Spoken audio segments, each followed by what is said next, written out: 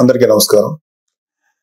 వినుకొండలో జరిగిన రషీద్ హత్య జలాని అనే ఒక యువకుడి చేతిలో జరిగింది. మాకున్నటువంటి ఇన్ఫర్మేషన్, అటు పోలీసు వారి ఇన్ఫర్మేషన్ ప్రకారం ఇవి పాత పగలు. వాళ్ళకి మధ్యలో జైలు పంపాడని ఒక అతను, అందుకని పగబట్టాడని ఇతను, అతన్ని నడిరోడ్డు మీద నరికి చంపారు. ఇది నిజంగా చాలా తప్పు, అది ఎవరు చేసినా సరే. కానీ మీరు దీనికి రాజకీయ రంగు పొలవటానికి ట్రై చేయకండి. మీరు ఫస్ట్ పాయింట్, వైసీపీ నేత జగన్మోహన్ రెడ్డి గారికి మర్యాదపూర్వకంగా చెప్పేది ఏంటంటే, ఇంతకాలం మీరు శవ రాజకీయాలు చేసే ఎంత దూరం వచ్చారు. జనాలు మీరు చెప్పే మాటల్ని నమ్మటం ఎప్పుడో మానేశారు. ఖచ్చితంగా ఈ హత్యకి సంబంధించి మేము కూడా ఖండిస్తున్నాం. ఖచ్చితంగా ఎలాంటి వ్యక్తులైనా సరే, ఈ వెనకాల ఉన్న వాళ్ళు ఎవరినైనా సరే పట్టుకొని కోర్టుకు తీసుకెళ్లి శిక్షించాలని మేము కోరుకుంటున్నాం. అయితే ఇంకొక విషయం ఏంటంటే, గంజాయి ఇన్ఫ్లుయెన్స్ తో కూడా ఉండుంటది ఎవడైతే చంపాడు అని కూడా బయట ఉంది. సో ఇలాంటివన్నీ రకరకాల వెర్షన్స్ వస్తున్నాయి. సో మీరు అర్జెంటుగా వినుకొండ వచ్చి ఆ చనిపోయిన కుర్రవాడికి ఒక పార్టీ నాయకుడుగా మీ సానుభూతి తెలపటం అనేది మాకు ఎటువంటి అబ్జెక్షన్ లేదు, మంచిది కూడా తెలపటం.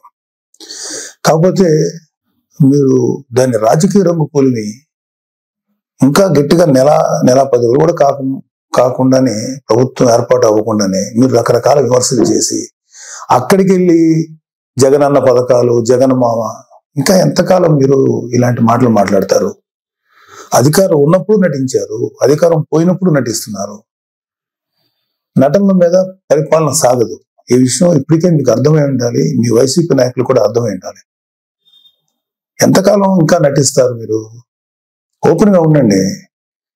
2019లో మీకు అద్భుతమైనటువంటి తీర్పు ఇచ్చారు ప్రజలు మీకోసం.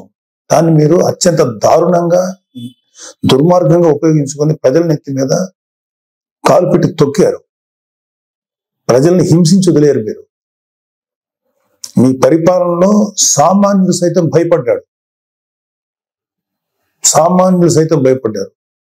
ప్రజల కోసం నిలబడిన కొంతమంది నాయకులు, కొంతమంది కార్యకర్తలు తప్ప ప్రతి ఒక్కరు భయపడ్డారు. ప్రతి వాళ్ళు భయపడ్డారు.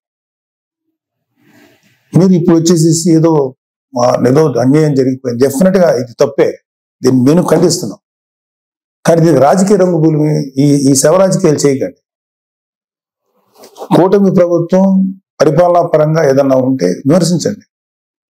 ఇంకా నెల కూడా కాకపోయినా సరే అది చేయలేదు, ఇది చేయలేదు అన్నారు. ఓకే, అది ఎలా చేయాలో మాకు తెలుసు. కూటమి ప్రభుత్వానికి చేసి చూపిస్తాం. మీకన్నా అద్భుతమైన పరిపాలన ప్రజలకు వస్తుంది. మీరు అద్భుతమైన పరిపాలన మీరు చెప్పుకున్నారు. అంతకన్నా దుర్మార్గ పరిపాలన భారతదేశ రాజకీయ చరిత్రలో ఏ రాష్ట్రం జరగల, ఓన్లీ ఆంధ్రప్రదేశ్ లో జరిగింది.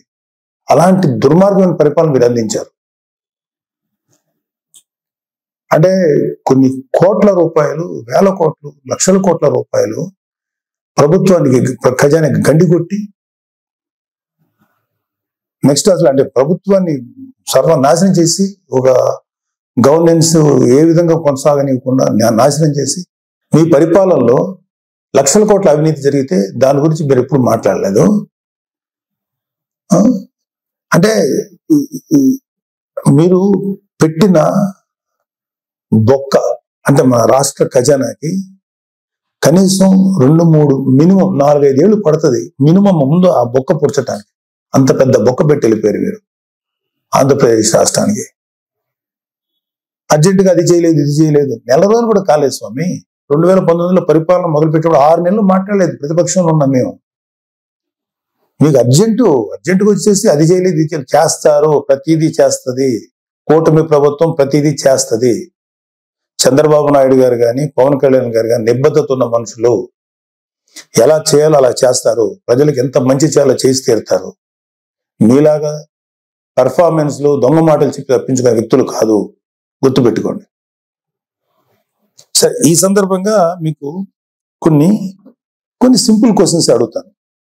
దానికి మీరు ఆన్సర్ చెప్పగలిగితే వెరీ హ్యాపీ. మీరు ఇవాళ వినుకొండకు వచ్చి ఆ కుర్రోడు గురించి చెప్పారు, ఐఎమ్ ఓకే ఫర్ దట్. కానీ దానికి ముందు మీ అధికారం ఉన్నప్పుడు, మీరు సీఎంగా ఉన్నప్పుడు ఒక దళిత్ డ్రైవర్ని చంపేసిన మీ ఎమ్మెల్సీని అతని తప్పుని ఖండించకపోగా మీతో పాటు సగర్వంగా తిప్పుకున్నారే, అది తప్పని మీకు అనిపించలేదు? అప్పుడు అది దుర్మార్గంగానే, అది క్రూరంగానే అనిపించలేదా మీకు? డాక్టర్ సుధాకర్ అనే ఒక ఆయన్ని ఉద్యోగం ఊడబెరికి పిచ్చోడిని చేసి రోడ్ల మీద చొక్కా కూడా లేకుండా పోలీసులతో తన్నించి, మీ యొక్క అనుము పోలీసులు తన్నించి ఆఖరికి అతను చచ్చిపోయేలా చేశారే, అప్పుడు మీకు ఎటువంటి కామెంట్ చేయాలనిపించలేదా?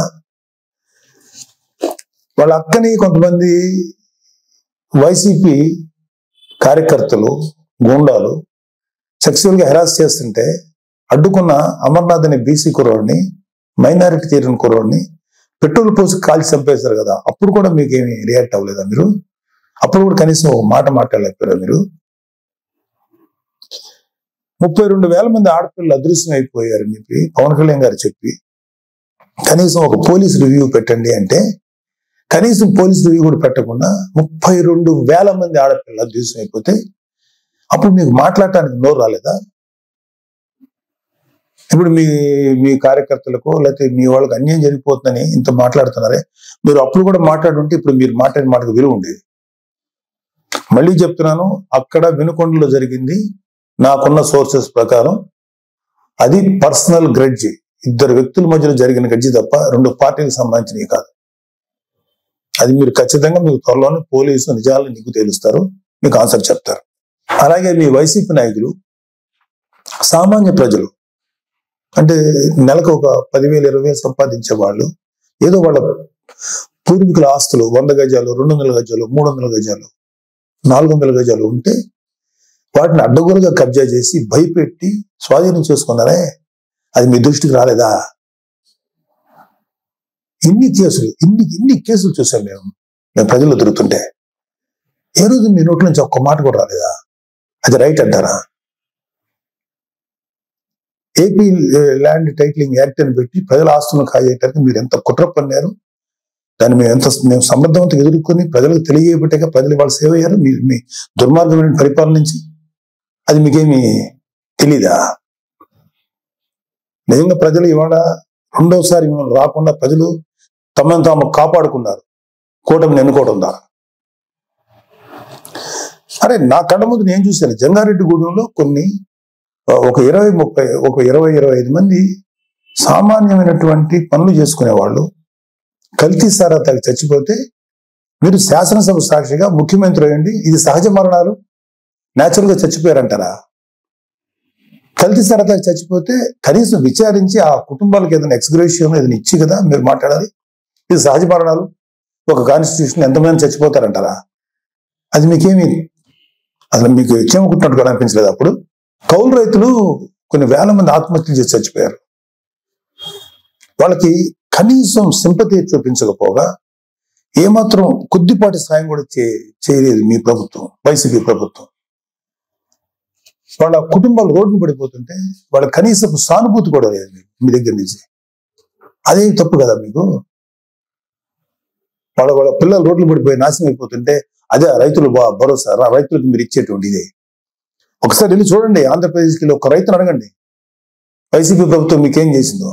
మాకన్నా కూడా మీ వైసీపీ పార్టీకి మాడు పగిలిపోయే ఆన్సర్స్ వాళ్ళే చెప్తారు. నేను చాలా తక్కువ చెప్తున్నాను. ఇంకా వర్షాలకి పంటలు పాడైపోయినాయండి, మాకేంటి దారి అని చెప్పి మీ వైసీపీ ఎమ్మెల్యేని అడిగితే రైతులు ఎరిపప్పులనేంత తులకనగా మాట్లాడితే అరే తప్పురా బాబు ఇట్లా అనకూడదని అని చెప్పాల్సిన బుద్ధి చెప్పాల్సిన ఆ బాధ్యత లేదా మీకు? అప్పుడు మీరేం మాట్లాడలేదా? క్యాన్సర్ అంటే ఖర్చుతో కూడుకున్న వ్యాధి అనే అపోహ నుండి బయటపడదాం. ఇప్పుడు సామాన్యులకు సైతం అందుబాటులో అంతర్జాతీయ వైద్య సేవలను అతి తక్కువ ఖర్చుతో అందిస్తోంది మన Mahatma Gandhi cancer hospital and research institute, MVP colony, Visakhapatnam.